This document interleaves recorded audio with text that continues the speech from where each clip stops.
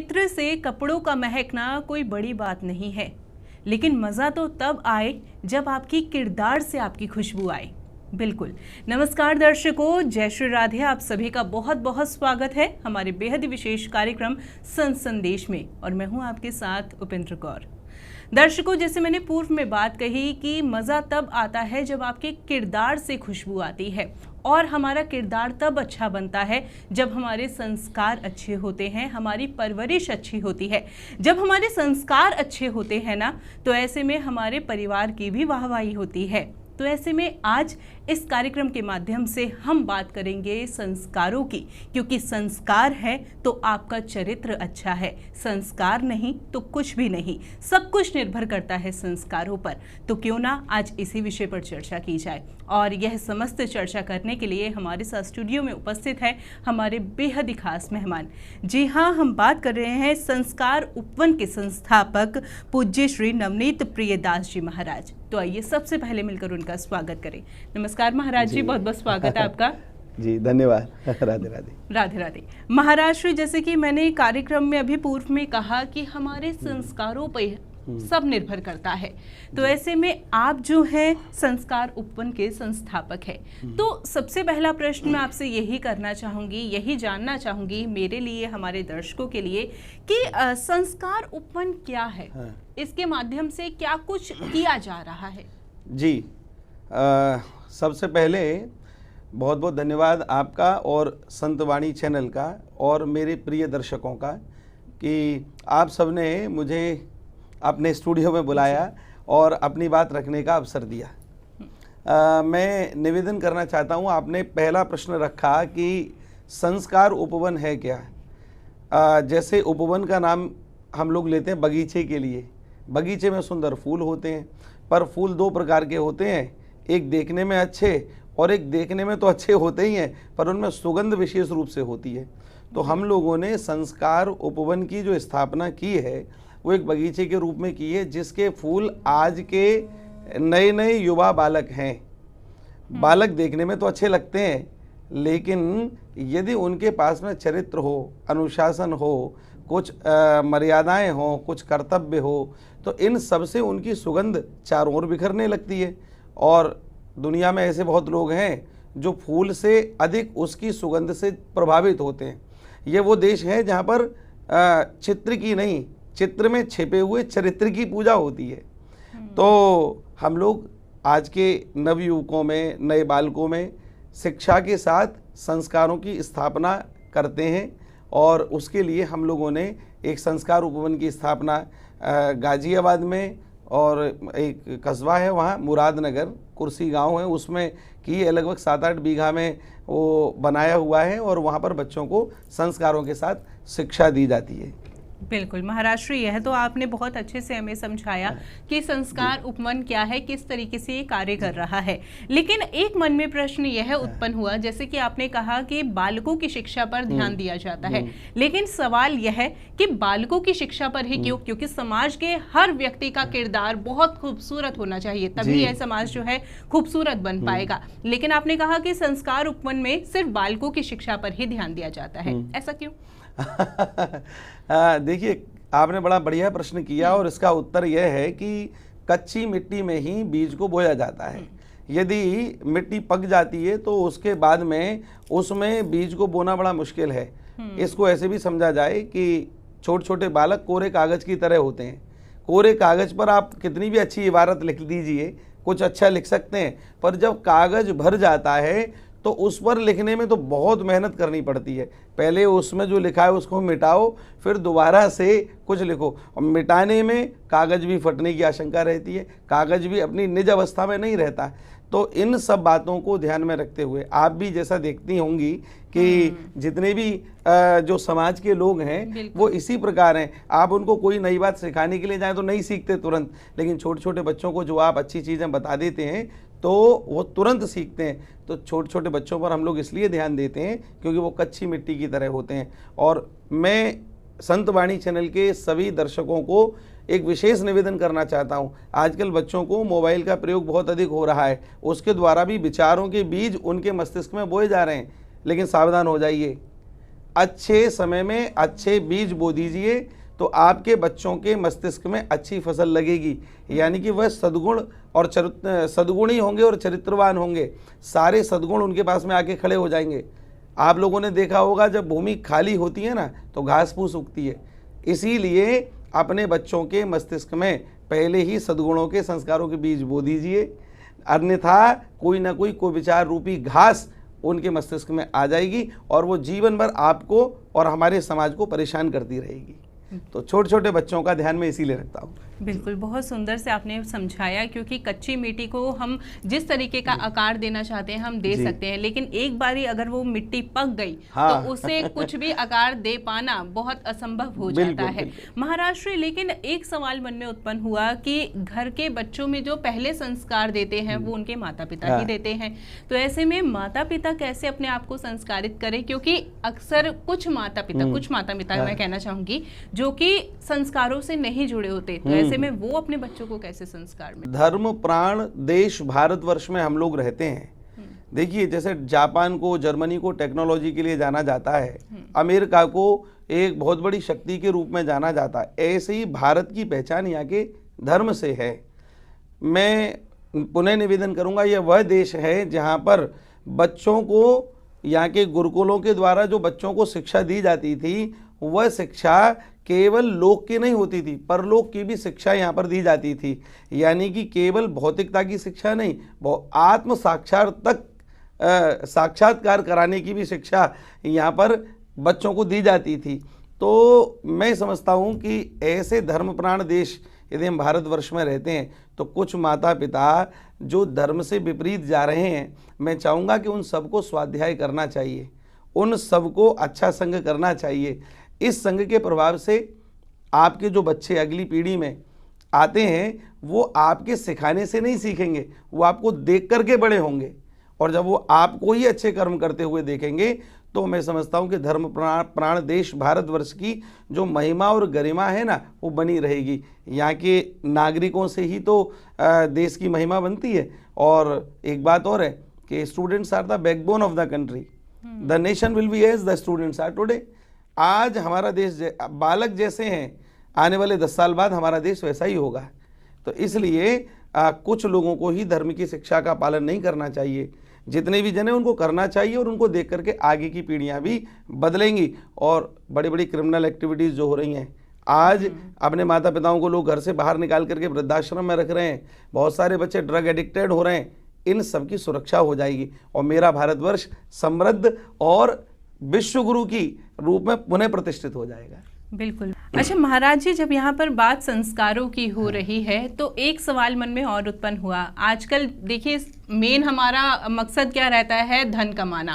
और धन कमाने में दो मार्ग ही आते हैं, एक तो कायदा का और एक फायदा का। और उसमें अक्सर लोग क्या चुनते हैं? फायदा। जिसमें उनका फायदा हो रहा है वो उसी मार्ग पर बढ़ना पसंद करते हैं। ऐसे में मैं आपसे यह जानना चाहूंगी कि हमें कायदा अपनाना चाहिए या फायदे को पहले देखना चाहिए? जी, बहुत बहुत सुंदर।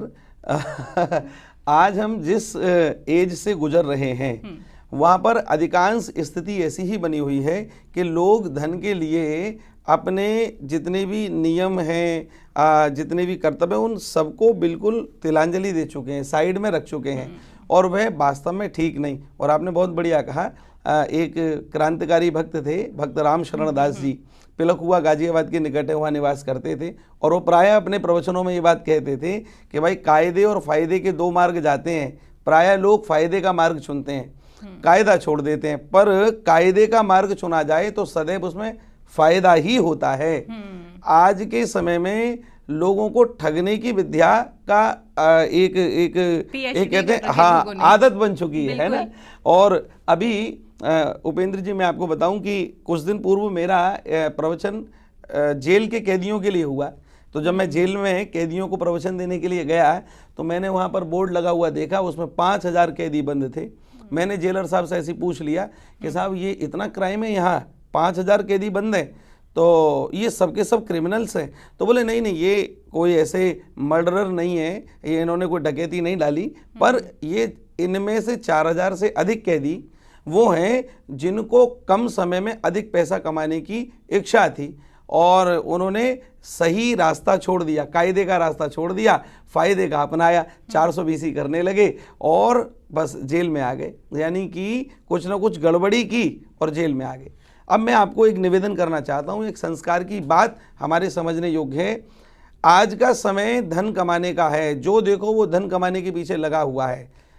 बंधुओं, मैं आपसे विशेष निवेदन करना चाहता हूँ, धन की आवश्यकता है, लेकिन बहुत सारी जगह धन की आवश्यकता नहीं होती। बहुत सी जगह आप लोगों ने भी समाज में लोगों को कहते हुए सुना होगा, कोई धनवान व्यक्ति है पर उसके पास चरित्र नहीं है, तो लोग कहते हैं अरे होगा भैया धनवान अपने लिए, इसके पास तो बोलने की तमीज़ नहीं है। बड़े भाई तो कहा भाई जैसे पेड़ खजूर, और पंछिन को छाया नहीं, फल लागे अति दूर। तो ऐसे लोगों को लोग कोई भाव नहीं देते। मैं पुनः वही बात कहूँगा कि हमारे यहाँ चित्र की नहीं चरित्र की पूजा होती है। तो ये बात को ध्यान में रखते हुए धन कमाने पर इतना ध्यान नहीं देना चाहिए, ठगने पर इतना ध्यान नहीं देना चाहिए।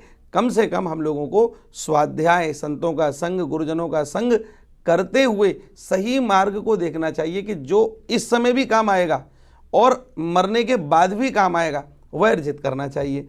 एक छोटे से उदाहरण से उपेंद्र जी, मैं एक छोटे से उदाहरण से आपको और बताना चाहूँगा। वो एक कबीरदास जी की घटना आती है। कबीरदास जी सब जानते हैं कि जुलाहे थे और दड़ी बुनने का काम करते थे। तो दड़ी बुन करके और धीमे धीमे उनको बेचते थे, जो पैसा आता उससे अपनी जीविका का निर्वाह करते थे। एक बार उन्होंने अपने बेटे कमाल को दुकान पर बैठा दिया, किसी कार्य से वो बाहर की ओर गए, तो कहा बोले भाई जो बिके वो मुझे बताना शाम को। एक ग्राहक आया कमाल के पास, जितने भी कालीन बने हुए थे उसने सब खरीद लिए, गट्ठर बंधवा लिया। जब पैसा देने की बारी आई तो जो पैसा उसने दिया, कमाल ने देखा तो आश्चर्य में पड़ गए, वो सारे सिक्के खोटे थे। वापस कर दिया, ये खोटे सिक्के हैं, सही पैसे दो तब दूंगा माल। बस वो वापस चला गया ग्राहक और उसने कुछ खरीदा नहीं। संजोग ऐसा बना, शाम को कबीरदास जी वापस आए तो उन्होंने कमाल से पूछा, कहो कुछ बिक्री हुई क्या? तो कमाल ने कहा कि एक ग्राहक आया था और सारे कंबलों को, दड़ियों को खरीद के ले जा रहा था, लेकिन खोटा सिक्का दे रहा था, इसलिए मैंने उसको कोई भी कंबल बेचा नहीं। ये सुनकर के कबीरदास जी ने कहा, अरे भाई बड़ा गड़बड़ कर दिया, वो हमारा बड़ा पुराना ग्राहक है और सभी कंबल खरीद के ले जाता है, पर हमेशा उसने खोटे सिक्के दिए। मैं तो उसको ले लेता हूँ और लेकर के उसको कंबल दे देता हूँ। तो कमाल ने आश्चर्य से पूछा, पिताजी अरे खोटा सिक्का बाजार में नहीं चलता तो आपने ऐसा क्यों किया? तो तब कबीरदास जी ने कहा कि अब से पहले भी वो मुझे जितने खोटे सिक्के दे करके गया वो मैंने बाजार में नहीं चलाए, घर के पीछे लेके गए उनको, और एक देखा कच्ची मिट्टी में एक घड़े में बहुत सारे खोटे सिक्के ही दबे हुए थे। बोले ये सारे खोटे सिक्के वही हैं जो उसने मुझे दिए थे, और मैंने ये सारे खोटे सिक्कों को इस घड़े में इसलिए दबा दिया कि कहीं आज ये मुझे बेवकूफ़ बनाने आया है तो कहीं किसी दूसरे को बेवकूफ़ ना बनाए, यानी कि किसी दूसरे को न ठगे, तो दूसरा न ठगा जाए, इसलिए मैं उसके सिक्के को लेकर के और इसमें रख दिया। यही परमार्थ की कितनी बड़ी भावना है। और आपको आश्चर्य होगा, परमात्मा ऐसों का साथ देते हैं। कबीरदास जी जितने कंबल बनाते थे बेच तो देते थे और खोटा सिक्का मिलता, पर आश्चर्य की बात ये होती कि उनके गोदाम में, उनके घर में उतने कंबल न जाने कहाँ से दोबारा से आ जाते थे। तो कहने का मेरा मतलब है कि कबीरदास जी जैसे संतों से हमको शिक्षा लेनी चाहिए कि देखिए ठगों की स्थिति में, ठगों के समय में भी उन्होंने कैसा आदर्श प्रस्तुत किया है। तो ऐसे ही हमको किसी को ठगना नहीं चाहिए। ठगना बुरा है, ठगा जाना बुरा नहीं है। स्वामी रामसुखदास जी महाराज ऐसा कहते थे। तो ठगा जाना बुरा नहीं है, ये कभी आगे आपको मैं पुनः बताऊंगा समय को देखते हुए। लेकिन महाराज जी मैं आपसे जानना चाहूँगी, क्योंकि यह बहुत अच्छी आपने कहा कि ठगा जाना बुरा नहीं है, लेकिन आप इसके बारे में बताएंगे तो मैं अभी आपसे जानना चाहूँगी कि ऐसा क्यों? देखिए, ठगना बुरा है और ठगा जाना बुरा नहीं है। व्याख्या के लिए समय अधिक हो जाता है, लेकिन फिर भी मैं अति संक्षेप में आपको निवेदन करता हूँ कि देखिए, यदि आप यदि किसी को ठगेंगे तो आपके द्वारा एक पाप हो जाएगा और उस पाप का दंड आपको भुगतना पड़ेगा। एक बात बता दूं, आप लोगों को ध्यान से सुनिएगा, हमारे जितने भी तीर्थ हैं उन सभी तीर्थों में पापों का नाश हो जाता है, पर उन पापों का नाश होता है जो अनजाने में हुए हैं। योजना बना बना करके किए गए पाप, षड्यंत्र बना बना करके किए गए पाप, ये यमराज के डंडे से धुलते हैं। ध्यान दीजिएगा मेरी बात पर, ये बहुत काम की बात है। तो ठगना बुरा, ठगोगे तो पाप बनेगा, और पाप बनेगा तो उसका दंड आपको अवश्य मिलेगा। और वो दंड ऐसा होता है कि फिर आदमी उसमें रोता बिलखता है, परेशान होता है। ठगा जाना बुरा नहीं। यदि किसी ने हमको ठग लिया तो मैं आपको बता दूं कि हम लोग इस दुनिया में जो आए हैं ना, वो किसी न किसी का ऋण चुकाने के लिए आए हैं। माता पिता पुत्रों का, बच्चों का ऋण चुका रहे हैं, बच्चे अपने माता पिता का चुका रहे हैं, कोई समाज का चुका रहा है, कोई अड़ोसी पड़ोसी का चुका रहा है, और उसी में कोई चोरों का, उचक्कों का भी ऋण चुका रहा है। तो यदि कोई हमको ठग रहा है तो आप उसको ठगने का प्रयास मत करिए। यदि आपने किसी से बदले की भावना ली, ये तो सामान्य सोच है, और आपने कुछ ऐसा किया कि वो बदला ना ले, माने वो बदल ही जाए, तो आपकी वाहवाही है, आपकी तारीफ है। समझ रहे हैं ना? तो मैं समझता हूं कि ठगे, अगर किसी ने आपको ठगा तो आपका कोई पुराना ऋण होगा, और मान लीजिए बस उसको कह करके कि भाई पुराना कोई ऋण है, छोड़िए और आगे की ओर बढ़ जाइए। ठीक है ना? इससे जीवन में आनंद रहेगा, सुकून रहेगा। और मैं पुनः बता दूं, कभी कभी आप लोगों ने अपने घरों में देखा होगा कि आपके पास में तिजोरी में बहुत पैसा भरा हुआ है और बहुत आपने सिक्योरिटी बना रखी है, लेकिन सिक्योरिटी के बावजूद भी वो माल चोरी चला जाता है। और कभी कभी ऐसा है कि जो सामने पड़ा हुआ है उसको कोई नहीं उठाता। इसका तात्पर्य यही है कि यदि कोई ठग रहा है तो आपका कोई पुराना उससे ऋण का अनुबंध जुड़ा हुआ है, और आज उसने 10 रुपये आपकी जेब से चुराए तो आपके 10 के 100 भगवान भेजेंगे, और उसने जो 10 चुराए उसके 1000 जाएंगे। बिल्कुल, ये भी आपको विचार करना है। तो इसलिए ठगना नहीं है, और कोई हमको ठग ले तो रोष में न मत आना, गुस्सा मत करना, भगवान का विधान मान करके मौज में रहना, भगवान भेजने वाले हैं कुछ, ऐसा भाव रखते हुए। बिल्कुल महाराज जी, जैसे हम भी अपने बड़े बुजुर्गों से सुनते थे, जैसे कई बार हमारा पैसा गुम हो जाता है या कोई कीमती सामान अगर गुम हो जाता था, तो कहते यही कहा जाता था कि हो सकता है किसी का तुमने चुकाना होगा, इसलिए यह वस्तु तुम्हारी गुमी है या पैसा गुमा है। लेकिन जैसे कि आपने कहा कि कई बार हम रोष में आ जाते हैं, किसी ने यदि हमें ठग लिया है या हमारे साथ कुछ ऐसा कार्य कर लिया है जो हमें पसंद नहीं आया, तो हम ऐसे में बदला लेना चाहते हैं कि उसने हमारे साथ ऐसा किया तो हम भी ऐसा करेंगे। तो क्या बदला लेना चाहिए या नहीं लेना चाहिए, या फिर भगवान के ऊपर हमें छोड़ देना चाहिए? जी, बदला लेना ये सामान्य सोच है, और किसी को बदल देना ये बड़ी सोच है। बड़ी सोच कैसे आएगी? शिक्षा के साथ यदि संस्कारों को जोड़ दिया जाए तो बड़ी सोच आ जाएगी। छोटी सी घटना से बता दूं, एक व्यक्ति ने एक नया मकान बनवाया, पड़ोसी को बड़ा दुख हुआ, मेरा मकान छोटा रह गया, इसका बड़ा बन गया। प्रतिदिन कोई ना कोई गड़बड़ करता। एक दिन उसने अपने घर का सारा कूड़ा निकाला और पड़ोसी के जो नया मकान था उसके आगे फैला दिया। उस नए मकान वाले व्यक्ति ने, वो बहुत सद्गुणी था, उसने वो कूड़ा उठाया और कूड़ेदान में डाल दिया। कोई जवाब नहीं दिया।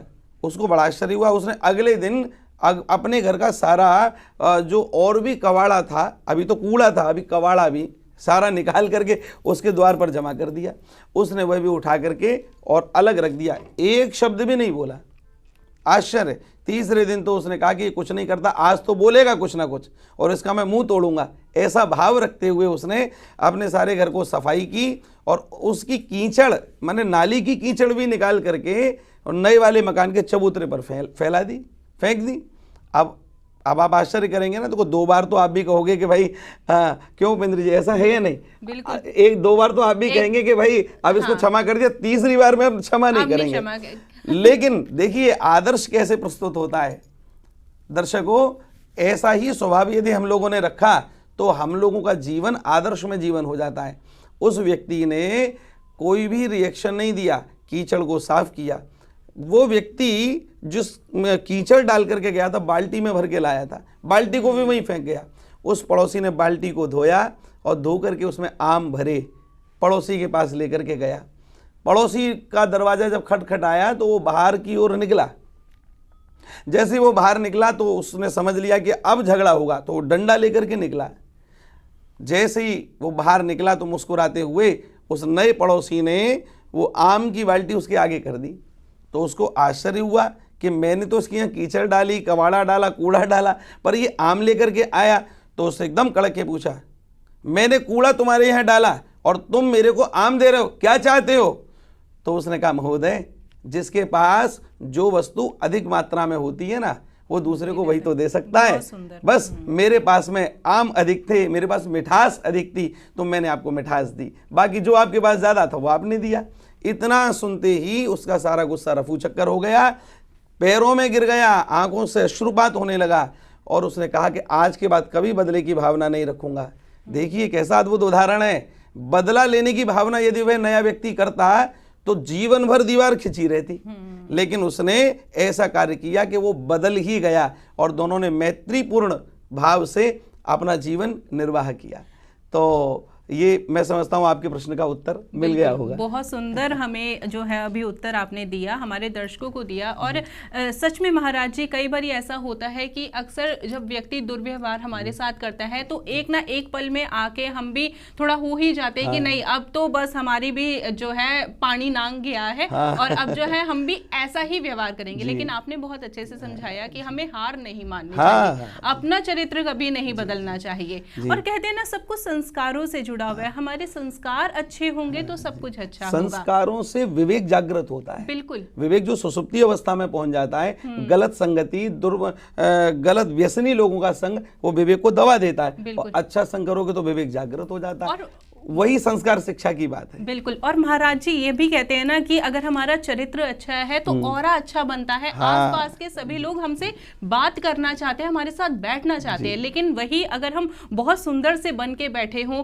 लेकिन हमारा व्यवहार अच्छा ना हो, चरित्र अच्छा ना हो, तो कोई भी हमारे से बात करना पसंद नहीं करता। तो संस्कारों को हमेशा अच्छा रखें। लेकिन महाराज जी, एक सवाल मैं आपसे यह करना चाहूंगी, आजकल के समय में जो हम लोग हैं, हम अपने शरीर पर ज्यादा ध्यान देते हैं कि हम अपने शरीर को कैसे एकदम अच्छा बनाए, लेकिन जो हमारे अंदर आत्मा निवास करती है, भगवान का एक अंश निवास करता है, उसके ऊपर हम ध्यान कभी नहीं देते। तो महाराज जी, आपसे यह जानना चाहूंगी कि शरीर पर ध्यान देना जरूरी है ज्यादा या फिर आत्मा पर? बहुत सुंदर, बहुत अच्छा प्रश्न किया। भगवान ने हमको दोनों वस्तुएं दी हैं, एक आत्मा भी और एक शरीर भी, और हम लोग बड़े भाग्यशाली लोग हैं। एक बार एक संत ने एक साधक से कहा, भैया एक बात बताओ, कहीं तुम जा रहे हो, तुम्हारे एक हाथ में एक लोटा है और उसमें छाछ भरी हुई है, और दूसरे लोटे में देसी घी भरा हुआ है। अगर तुम रास्ते में जा रहे हो और ठोकर लग जाए और दोनों ही मटके फूटने को हों, दोनों ही लोटे गिरने को हों, तो आप कौन से लोटे को पहले संभालोगे? तो उस साधक ने उत्तर दिया कि महाराज, गुरुजी, मैं जो घी वाला लोटा है उस पर विशेष ध्यान दूंगा। बोले क्यों, छाछ पर क्यों नहीं? अरे बोले गुरुजी, छाछ तो ऐसी वस्तु है कि वो कोई भी मुझको दोबारा से भर के दे देगा, पर घी बहुत कीमती है, घी को कोई नहीं देगा, इसलिए मुझे सावधानी रखनी है तो घी पर रखनी है। जब एक सामान्य व्यक्ति इतना अच्छा विवेक रखता है तो उसका विवेक उस समय कहाँ चला जाता है जब शरीर और आत्मा की बात आती है। ये आत्मा ही घी का लोटा है, ये शरीर ही छाछ का लोटा है। माने हमको छाछ तो कोई भी दे देगा, यानी कि कर्म के प्रभाव से, प्रारब्ध के प्रभाव से हमको शरीर बार बार मिलेगा, लेकिन असली काम आत्मशोधन का है, आत्मचिंतन का है, आत्मशुद्धि का है। आज हम लोग भी जो इस क्षेत्र में आए हैं वो आत्मशुद्धि के लिए ही आए हैं। स्वयं भी करेंगे और आप सबकी, स्वयं भी करेंगे और आप सबकी भी कराएंगे, ऐसा हम लोगों का मंतव्य है। तो मैं समझता हूँ कि हम लोगों को, जो लोग आज केवल शरीर तक सीमित हैं, उनको आत्मदर्शन का भी एक बार अवश्य चिंतन करना चाहिए। कहीं ना कहीं ऐसे महापुरुष का संग करना चाहिए जो आत्म साक्षात्कार किए हुए हैं। स्वामी विवेकानंद ने अपने प्रवचनों में कहा है कि बाकी के जितने भी देश हैं, उन देशों ने जो शोध किए हैं, जो एक्सपेरिमेंट किए हैं, वो शरीर को सुख देने के लिए किए हैं। How to comfort your body, वो केवल यहाँ तक सीमित रहे। पर हमारे यहाँ के जो ऋषि मुनि, जो एक दिव्य वैज्ञानिक थे, उन्होंने शरीर को अपने शोध का विषय नहीं बनाया। क्यों नहीं बनाया? क्योंकि उनको पता है कि भाई ये शरीर क्षणभंगुर है, एवरीवन इज शॉर्ट लिव्ड, सबको मरना है। तो ये शरीर को चला कौन रहा है? तो उन्होंने अपनी शोध का विषय आत्मा को बनाया, सोल को बनाया। और क्या हुआ?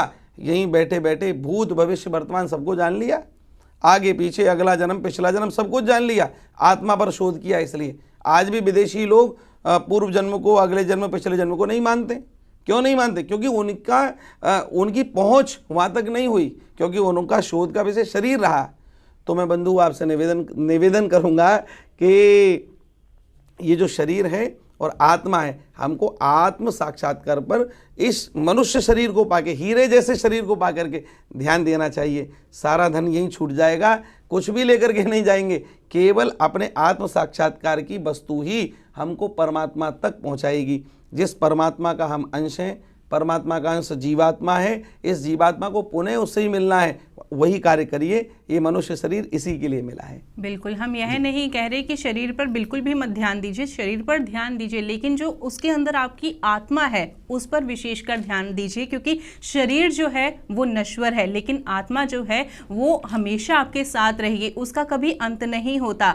और यदि आप अपनी आत्मा को अच्छा बनाएंगे ना, तो ये 84 लाख योनियों में आपको दोबारा से भटकना नहीं पड़ेगा। और किस तरीके से आप इस जीवन को सुंदर बना सकते हैं, वह इस कार्यक्रम में बहुत खूबसूरत तरीके से आपको बताया गया है। अगर इस कार्यक्रम में बताई गई बात को आप किसी एक बात को भी अपना लेंगे तो यह जीवन बहुत सुंदर बन जाएगा। तो बातों का ध्यान आप जरूर रखिएगा। चलिए इसी के साथ कार्यक्रम में आगे बढ़ते हैं। महाराज श्री, वैसे तो इस कार्यक्रम के माध्यम से आपने इतनी सुंदर सुंदर बातें हमें बताई है, जिसका यदि हम पालन कर लेंगे ना, तो यह जीवन बहुत सरल हो जाएगा और बहुत सुंदर हो जाएगा।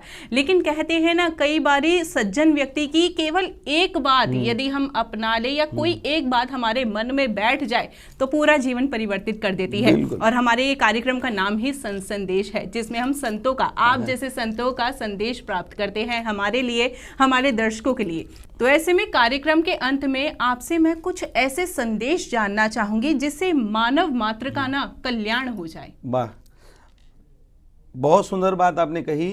मैं अंत में आपको और आपके सभी श्रोताओं को, दर्शकों को यही निवेदन करना चाहता हूं कि पहला कार्य, आप सब लोग इस कलिकाल में जहां पर पग पग पर पाप हो रहे हैं, जहां पर लोगों ने अपना स्टेटस सिंबल पाप को ही बना लिया है, ऐसे में सही मार्ग क्या है उस पर चलना चाहिए।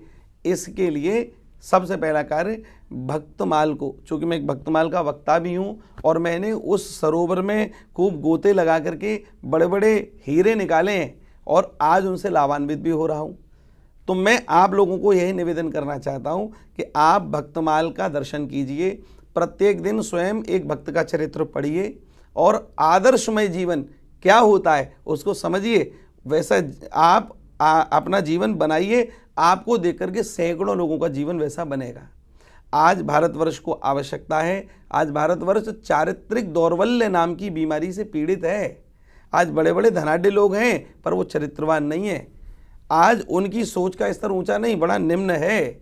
इसलिए मेरा आप लोगों को यही संदेश है कि एक तो आप भक्त चरित्रों का अवश्य श्रवण करें, स्वाध्याय करें।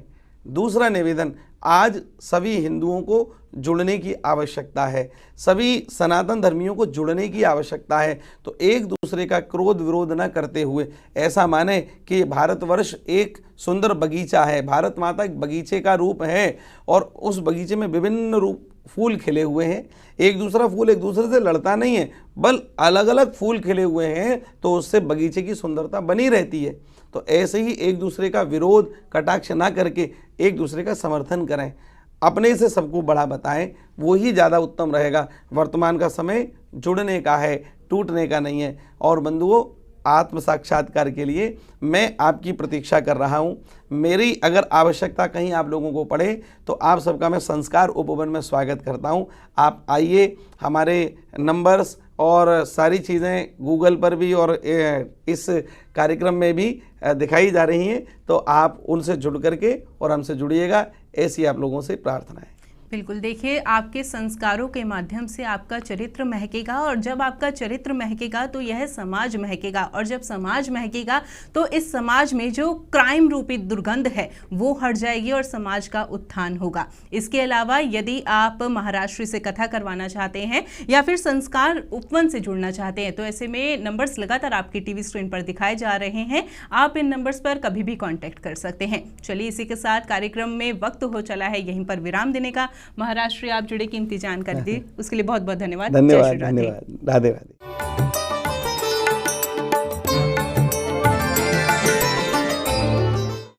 हमारे संतवाणी चैनल को सब्सक्राइब करें, वीडियो को लाइक करें, शेयर करें और हाँ, बेल आइकन पर क्लिक करना बिल्कुल ना भूलें